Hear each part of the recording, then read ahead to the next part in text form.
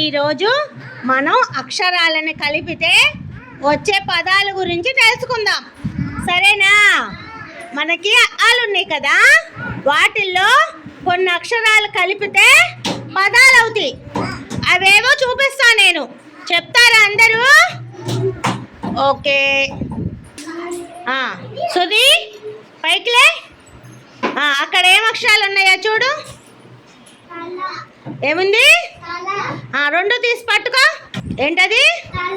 తల. ఓకే. మరి సాహితి, నూతన్ రాజు, వరుణ్ చేతిలో ఉండే అక్షరాలు ఏంటది? ఏంటది? ఉడత. రెండు పదాలు వచ్చినాయా మనకి? ఏంటదమ్మా వాళ్ళ చేతిలో ఉన్న అక్షరాలు? ఏంటది? ఏంటది? ఇప్పుడు తల ఒకటి, ఉడత ఒకటి వచ్చినాయా రెండు అక్షరాలు? అట్లా పదాలని కలిపితే, అక్షరాలని కలిపితే పదాలు అవుతాయి అన్నమాట. ఓకేనా? క్లాప్స్ కొట్టండి.